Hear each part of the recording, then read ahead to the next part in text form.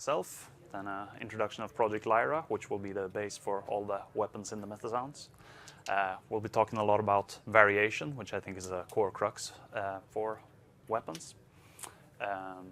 Variations in the sound, that is. And covering some scripting practices for Metasounds specifically. And then we'll go through a case of timing and quantization where things get hairy. Spoiler. So, me again, Gustav. I studied music and sound engineering for 3 years in Sweden at a university called Karlstad University. At the end of that, I got a job at DICE as an audio analyst. I came in just after Battlefield 3 had shipped, and I worked on downloadable content for the beginning, and I shipped Battlefield 4 as my first full title. At that time, DICE had gotten the Star Wars license, and I got the great privilege to work with Justin and other people here for Star Wars Battlefront, first one, as sound designer. And that's still one of my favorite projects in my career for sure. It was a great ride. After 9 years at DICE, I had shipped 7 games called Battle something, 5 Battlefields and 2 Battlefronts, and I guess it was time to move on. So I got another great privilege to work with the great gang at Sweet Justice Sound, which I joined just last year. My 1-year anniversary yesterday, apparently. I got a text message on Slack. Thank you. So, part of joining Sweet Justice was also starting SwedeTech, which is the tech division of Sweet Justice. And we'll just in the starting pits now, hiring some people and trying to figure out exactly what we're going to do, but we have some exciting announcements coming up soon. We'll be trying to make lives easier for anyone working with audio in games. So that will be exciting. And the first project of SwedeTech was actually Project Lyra, which we'll be talking about today. And that's also the first project for me working in Unreal Engine. I worked 10 years in the games industry now, game audio, but 9 of those years in Frostbite. So it's a new engine for me. Maybe you see some stuff that I do that doesn't make sense. Please let me know afterwards. And yeah, I probably just don't know any better. So that's enough about me. Let's have a look and listen at Project Lyra.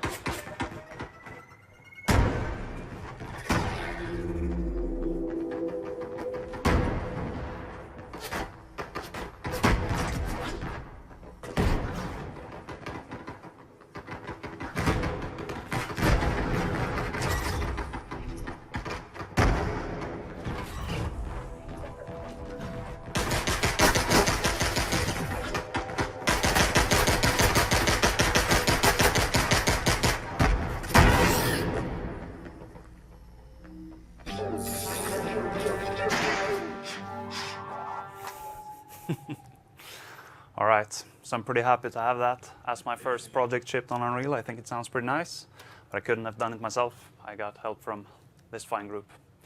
So thanks a lot for all your support there and all the great sounds you put in. So, as I said, I'll be talking a lot about variation today, and I think that's really the crux of weapon sound design, at least from a technical standpoint. There's of course a lot of work to do with sound design, but there's also technical and logical issues, like we want to avoid noticeable repetition, but 10 or more players can fire the same gun with the same fire rate at any time. How do we make that interesting? And I think there's 2 things that I will mention first, just that you can work with your game designers for making this a lot easier.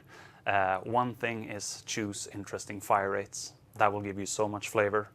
In this game that we heard, I think the rifle and the pistol can fire at almost the same rate, so they can be difficult to tell apart just because of that, because they are guns, they fire and they pop and they do it at the same rhythm, difficult to distinguish. The other one is AI firing patterns. This is a video that we saw with multiplayer gameplay, so there are actually humans playing. If you play it with AI, it will be a lot more monotonous. Basically, the AI sees something and starts shooting a lot until that thing is dead or out of view, and all of them do that at the same time, and it gets quite spammy and monotonous easily. So making some interesting system for creating a good fire pattern can be very powerful for making that sound more interesting. But we're going to focus on what we can do now with the sound, what we have. So we'll be splitting up the sound in multiple layers. We'll have 4 layers for these weapons in Lyra. 2 of those layers will be split up in multiple distances. So there's one that's split up in 3 distances and one that's split up in 2 distances. We will add a lot of parameter randomization, which will eventually lead to profit. And the 4 weapon layers go like this.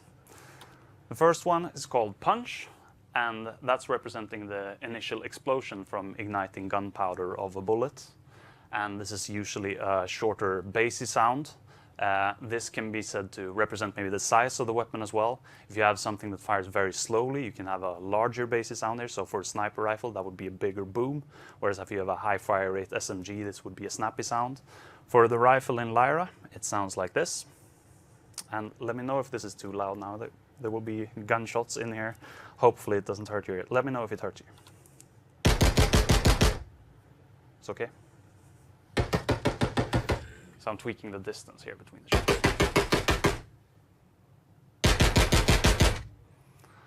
So as advertised, a shorter bassy sound that keeps repeating. As you can see in the logic here, I have 3 inputs of wave arrays. That's the close, distant, and far. And I crossfade between these based on the distance. Next layer is the mech layer, and this represents the weapon's moving parts. So in this previous explosion in the weapon that happens, things will rattle, bolts will be moving and stuff like that. And we try to put mostly high frequencies in this layer. The previous one was mostly low frequencies. Here we have mostly high frequencies. These 2 layers play well together that way. We try to also get the representation of the material of the weapon here. So if it's a metallic weapon, then this will be a metallic sound. If it's a plastic composite thing, then you put plastic composite rattles and bolts moving here. And it sounds like this. And you can see some logic down here based on the magazine ammo. Here we increase the amplitude of the mech layer for the last 7 shots. And there's a low ammo tone player here that extends the mech layer by playing a triangle tone on top of the mech layer. I'll go more into detail in that later when we look at patches.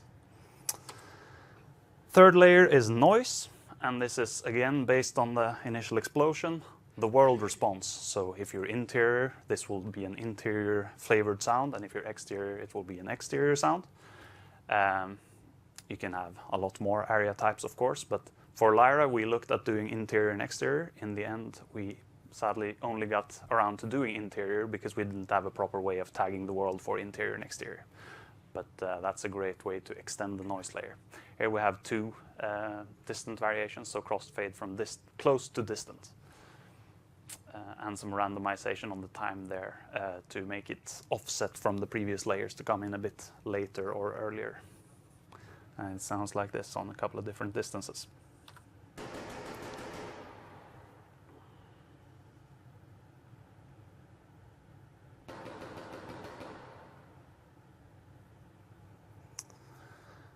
All right.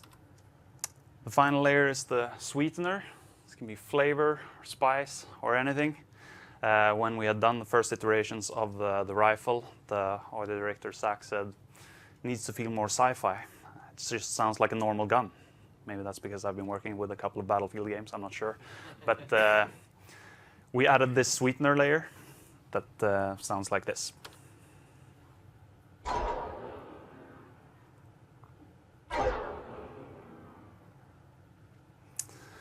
So yeah, it's just some sci-fi right there.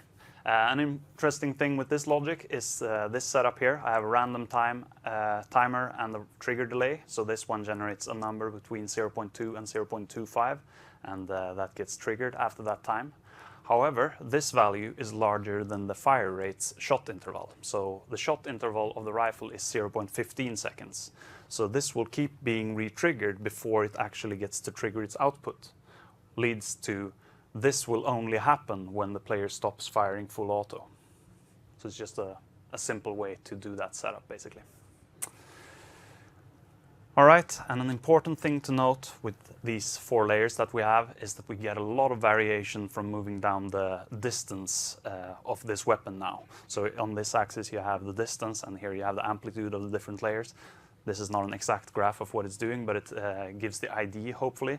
At a distance of 800, we have full noise close, but we've started to fade out the punch close in favor for the punch distant, and all of the mech, 12 dB down on the mech, so that's almost gone.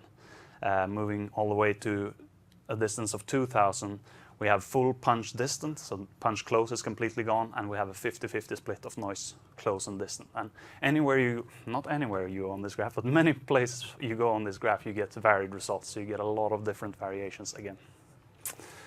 So let's have a closer look at what that sounds like altogether.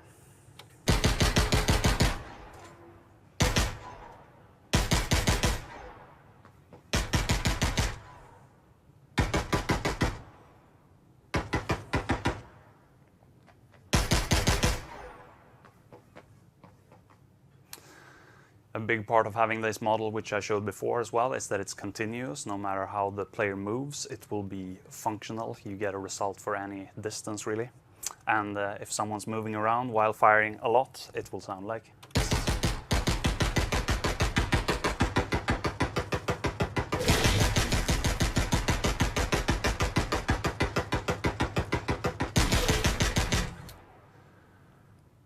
So something that really helps this feel continuous, I think, is that we crossfade the layers at different distances. So while we crossfade the punch from close to distant, the noise maybe stays the same and stays as a base for the sound, keeps it as a foundation. And then when the punch has reached the distant layer, we start fading out the noise to the distant layer, and we sequence it like that. So you get very many different stages, but still consistent to the same weapon. Right? That's what we're trying to do anyways. All right, time for a scripting practices intermission. So, something that we got quite late in Lyra. This was during the early stages of MetaSounds before it was released as a plugin, I believe. At least it was before the 5.0 release, I think. Patches weren't available, and the patch is a piece of reusable logic in MetaSounds. Could be called a subgraph as well. So for this example, we're looking at the wave player crossfader, which I showed in both the punch and the noise layer. We're using this in both places. And if I double click this node to open what it does, it looks like this.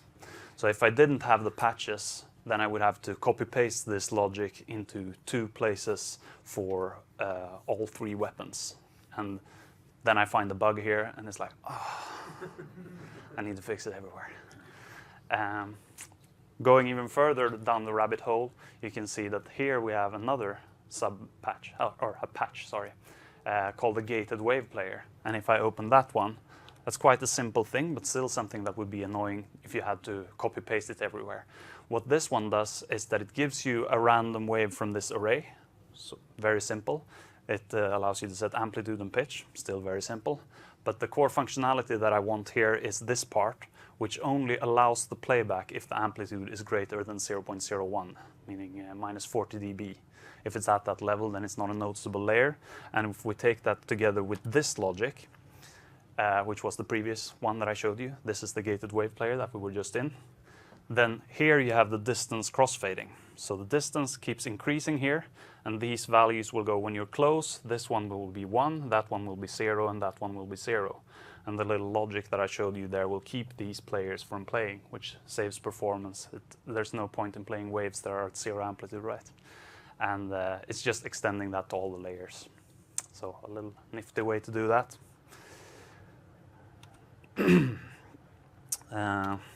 Also, can't do scripting practices without talking about cable management.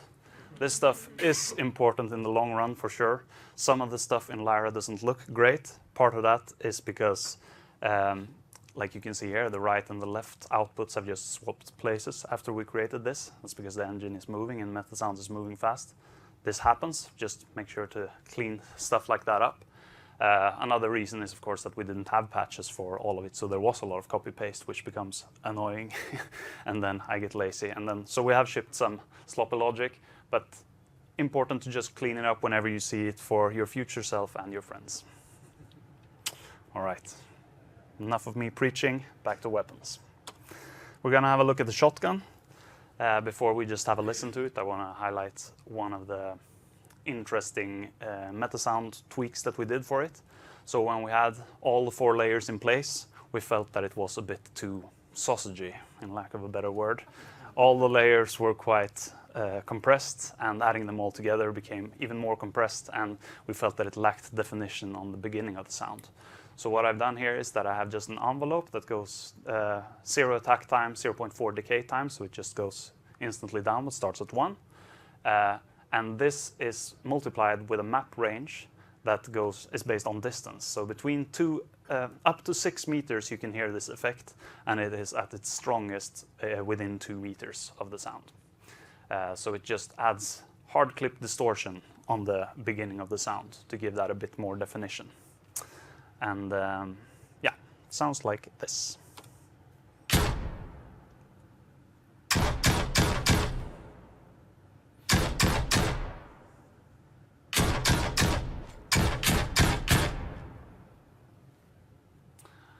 I don't know if you can notice that it's a very subtle effect to begin with, but it also gets exaggerated when zooming in there, so it actually adds a bit more to that experience.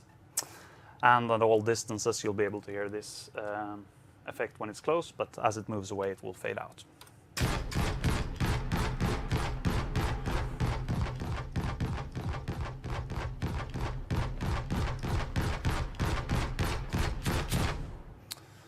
So again, the same concepts, trying to make it continuous, that it can blend and work at any distance.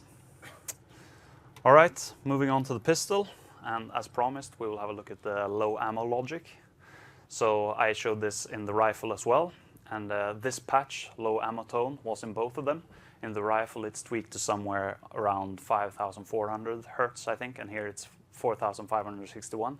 And what I've done here is that I've just listened to the mech layer and triggered this over and over, and then I had a widget input here where I could tweak the frequency until I felt that it matched the mech. So this tone is just an extension of the mech, simulating as if it started ringing once the magazine got empty. Something starts ringing, and therefore you get a longer tone on it. But you could also do it with content, of course, but this patch is just a very simple patch. But since I'm reusing it in 3 different places, then I make it a patch. It's just an envelope again that just goes down from 1 to 0 with a short attack time on this one actually, and a triangle tone. So very simple synthesis. It's played very quietly, but you can hear it because it's at such a horrible frequency. Listening to this by itself is not fun, I can tell you that much. In context, it sounds like this.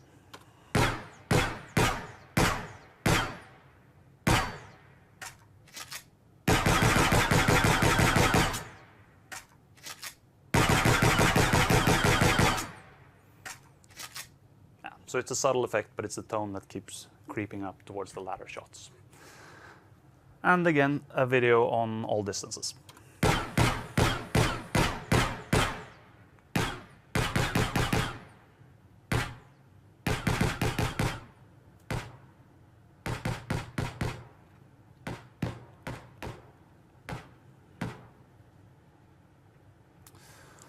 All right, so all those 3 weapons grew into quite complicated patches over time, so it can be quite difficult to see what happened where. So this is a boiled down version of a very simple version of the rifle patch. So it's only using 3 of the layers. I've excluded the sweetener here. I have the punch, the mech, and the noise, and all of them have the same sort of randomization, where I randomize the timing offset, the pitch and amplitude, and I have 3 parametric EQ bands there at the end. And what this goes to show is sort of how far we can go with just parameter randomization without swapping any waves. So I'm going to be restarting this Metasound a couple of times, and every time I start it, it will get new parameters.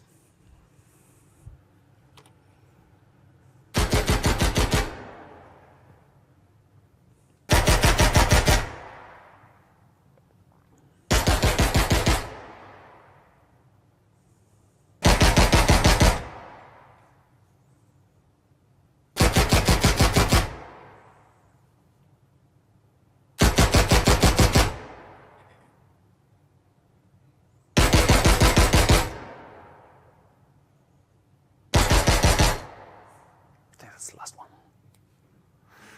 Yeah. So that goes to show you that you can do quite a lot with just offsetting the timings and the pitches and stuff. Of course, it's not completely different weapons, but this adds to the variation when multiple players have the same weapon. And especially, you can get away with a lot more on distance, is something I want to mention as well.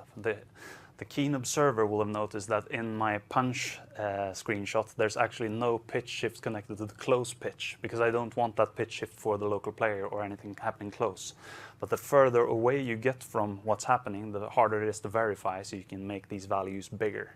And actually for the random EQ here, that's taken a patch from the graphs, which is only using distance as an input. And once you go over a distance of 1,000 there, the 3 bands will have their maximum effect, but at 0 they will have no effect. So that's another way to set it up. All right, final demo video there of a weapon, I guess, is the explosions, which is essentially utilizing the same format. So it has the punch layer, which is an initial explosion. It has the noise, which is the world response.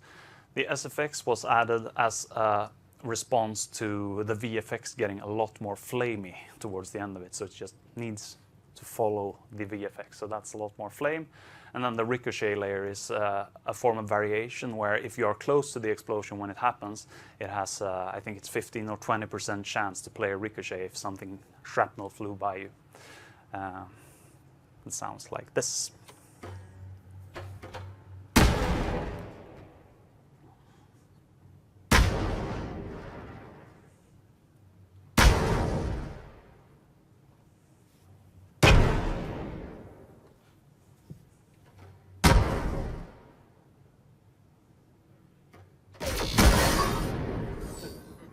Don't mix teleporters and grenades. That's the lesson of that video. All right, so some more resources. Going to be tricky to type these links, but these are other presentations from GDC earlier years that have used similar processes and philosophies. So if you're interested in more thoughts on this kind of approach, I can recommend these talks. All right. So that goes to the end of the variation part. We're going to talk a bit about timing and quantization, which is a dear topic for anyone who's worked with high fire rates and low frame rates. So in Lyra, the weapon setup was using gameplay abilities and gameplay queue notify. And this setup allowed us to get 1 event per shot, which was then spawning 1 sound per shot, but they were all independent. This could be using a looping gameplay queue notify, which would allow us to just get a start and a stop event, and then allow us to do the sequencing of the shots in Metasounds, which wouldn't be a problem because it has high frame rates. And also, we want to re-trigger the same sound rather than spawning 1 sound per shot. Now, what's the problem with spawning 1 sound per shot? You might not, this is not not super obvious, but I'm going to try to explain it. This is difficult to explain, but I'm going to do my best. So in Lyra, the fire rate of the rifle is 400 RPM. That's a shot interval of 150 milliseconds, so 150 milliseconds between each shot.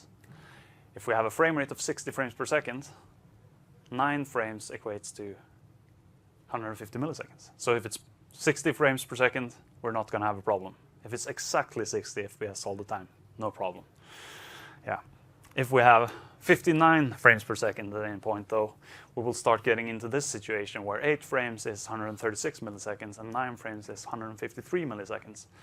And this will lead it into being cycles of 9 shots, and then 1 of the shots will take longer, and then 9 shots, and then 1 will take longer. And if we have an even worse frame rate, then we get worse problems. These are just example frame rates taken out of the blue. There are a lot of problem cases, but here you see that you have around 30 milliseconds of hiccups there, essentially. I just added this slide as well with Excel with a super extreme fire rate, 1550 RPM at 60 FPS. And you see these segments of 3s. Basically, it's 1 shot, and then it will be 2 frames wait, and then 3 shots with 1 frame in between each, and then 2 shots. And it goes this 3, 3, 3. So that's the core of the problem. And I have an audio file here that demonstrates what it would sound like at 37 FPS.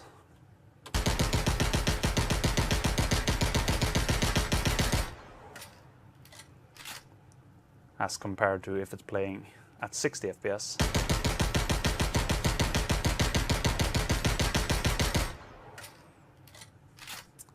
So that's actually a slower fire rate in the end, because the 37 one will be at 135 milliseconds for most shots, but every 9th shot it will be 162 with a sort of hiccup.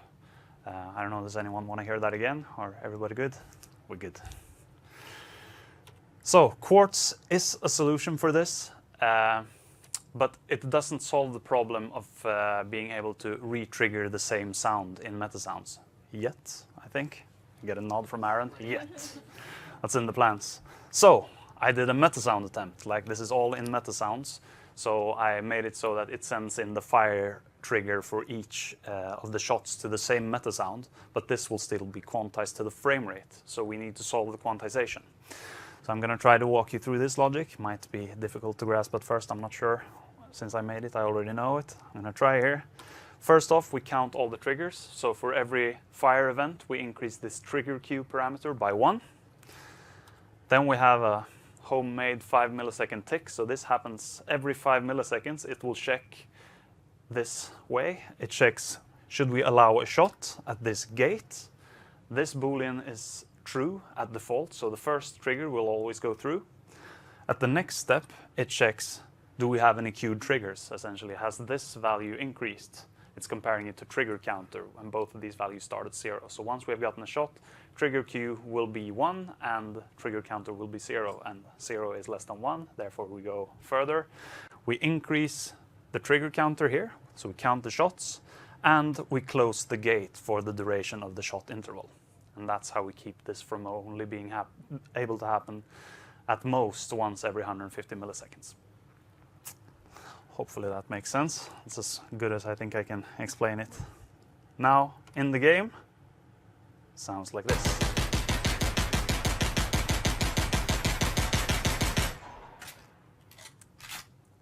So I think we have sort of an even fire rate there, but we also have some issues with latency between the speakers and the visuals here. I'm going to try to show it even clearer with a slow-mo replay here.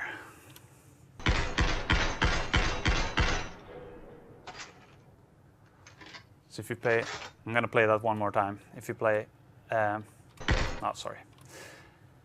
If you pay extra close attention when the last shot has been fired visually, and listen.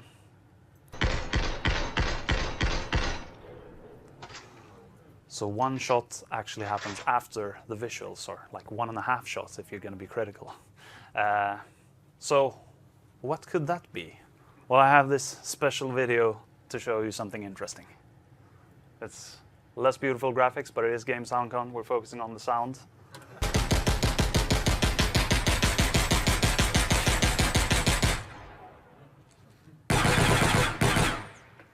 Yeah. So this issue turns out to be out of our hands. Basically, the game, as it is, at least when running it locally, has a fire rate that's dependent on the frame rate. So the higher frame rate you have, the faster you can fire. Very difficult to make an audio system that will solve that. But the good thing is that when we are on 60 FPS, all is well. Then we get an even fire rate.